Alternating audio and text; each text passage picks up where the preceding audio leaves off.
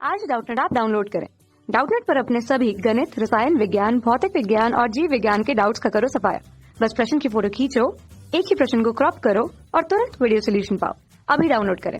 तापीय शक्ति संयंत्र में विद्युत की उत्पत्ति कैसे की जाती है, वर्णन करें। तो दोस्तों, जैसा नाम से स्पष्ट है, तापीय शक्ति संयंत्र मतलब हम शक्ति का निर्माण कर रहे हैं संयंत्र में ताप के उपयोग से और उसका विद्युत का उत्पत्ति के लिए प्रयोग कर रहे हैं। ठीक है, तो तापीय शक्ति संयंत्र में क्या होता है, किसी भी ईंधन के माध्यम से ताप जो है उत्पन्न किया जाता है। ठीक है, ताप मतलब उष्मा उत्पन्न किया जाता है जिससे अधिक ताप रहता है। ठीक है, जैसे कि मान लिया मैं यहाँ कोयला जला दिया। ठीक, अब कोयला जलाएंगे तो यहाँ क्या होगा, दहन कर रहे हैं हम ईंधन का। ठीक है, ईंधन का दहन कर रहे हैं, उसके बाद क्या होगा, यहाँ उष्मा उत्पन्न होगी। ठीक, ये उष्मा उत्पन्न होगी, इससे हम क्या करेंगे, इसका उपयोग करेंगे। उष्मा क्या है, एक प्रकार की ऊर्जा है।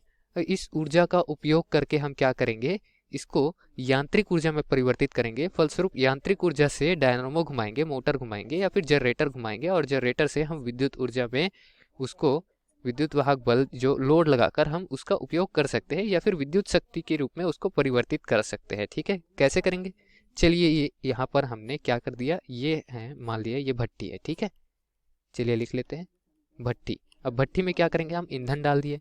ईंधन डाल के यहाँ पर कौन सी प्रक्रिया करा रहे हैं, दहन। ठीक है, आग लगा दिए। आग लगाने के बाद यहाँ से आग जो निकली, उष्मा जो निकली, उससे क्या कर दिए, यहाँ जल भरा हुआ है। ये पात्र है। ठीक, ये पात्र में वाटर टैंक इसको बोलते हैं, यहाँ पर जल भरा हुआ है। ठीक, और ये जल जो गर्म होगा तो भाप बनेगा। ठीक है दोस्तों, और यहाँ अधिक दाब पर जल है तो क्या है, अधिक ताप पर ये उबलेगा, 100 डिग्री पर नहीं उबलेगा। यहाँ पर दाब मैंने बढ़ा दिया है। ठीक, खैर वो सब बात की बात है, बस यहाँ पर ये समझ लीजिए कि ये जो है भाप में परिवर्तित हो जाएगी, उच्च दाब वाले। अब भाप जो है उसके लिए यहाँ आउटलेट निर्गत ले लेते हैं। ठीक, ये भाप जो है वो अधिक दाब से कम दाब की ओर जाएगी। ठीक है, और अपना दाब जब भी ये अधिक से कम करेगी तो अपना वेग बढ़ा देगी।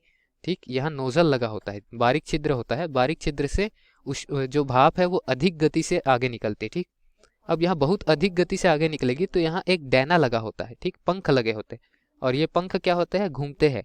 इसकी जो गति होती है, गतिज ऊर्जा इस भाप की, ये गतिज ऊर्जा जो है इस पंख को घुमा देती है। ठीक है, इस पंख को घुमाएगी तो क्या होगा, ये पंख घूमेगा। अब पंख घूमेगा तो ये पंख का जो शाफ्ट है, शाफ्ट जिस शाफ्ट से संलग्न है, ठीक है, किससे संलग्न रहता है, ये एक प्रकार के डीसी मोटर, ये जनरेटर से संलग्न रहता है। ठीक है, प्रत्यावर्त धारा वाले जनरेटर से संलग्न रहता है, जिससे इसका जो दाब है उससे गतिज ऊर्जा में परिवर्तित हो जा रहा है और वो गतिज ऊर्जा इस मोटर को घुमा रहा है तो यांत्रिक ऊर्जा में परिवर्तित हो जा रहा है। आप देख पा रहे हैं, यांत्रिक ऊर्जा में परिवर्तित हो जा रहा है और यही यांत्रिक ऊर्जा मोटर के शाफ्ट को घुमा रही है। मोटर का शाफ्ट में जब ये यांत्रिक ऊर्जा घूम रहा है तो यहाँ पर क्या हो रहा है, चुंबकीय क्षेत्रों को ये क्षेत्र रेखाएं को काट रही है, जहां से यहाँ पे जो दो टर्मिनल है, एक धन एक ऋण, या फिर अगर इसको प्रत्यावर्ती जो मोटर ले ले या जनरेटर ले ले तो धारा एक दिशा में जाएगी फिर दूसरे दिशा में जाएगी, मतलब हम घुमा रहे हैं उसके मुताबिक यहाँ पर क्या होगी, आवृत्ति होगी धारा की। ठीक है, इस तरीके से यहाँ पर हम क्या कर रहे हैं, विद्युत शक्ति का उत्पादन कर रहे हैं। ठीक है, विद्युत ऊर्जा उत्पन्न कर रहे हैं। विद्युत ऊर्जा के रूप में हम किससे प्राप्त कर रहे हैं, कोयले से प्राप्त कर रहे हैं। ठीक, तो तापीय शक्ति संयंत्र में क्या करते हैं, हम ताप का उपयोग करते हैं। ताप के लिए कोई सा भी ईंधन ले लेते हैं और ताप से हम शक्ति जो रहती है उसको यांत्रिक ऊर्जा में परिवर्तित करते हैं, फलस्वरूप विद्युत ऊर्जा में परिवर्तित कर लेते हैं। ठीक है, तो विद्युत की उत्पत्ति कैसे की जाती है, प्रोसेस बता देते हैं। पहले हम लेते हैं ईंधन। ठीक है, ईंधन से क्या करते हैं, दहन करते हैं।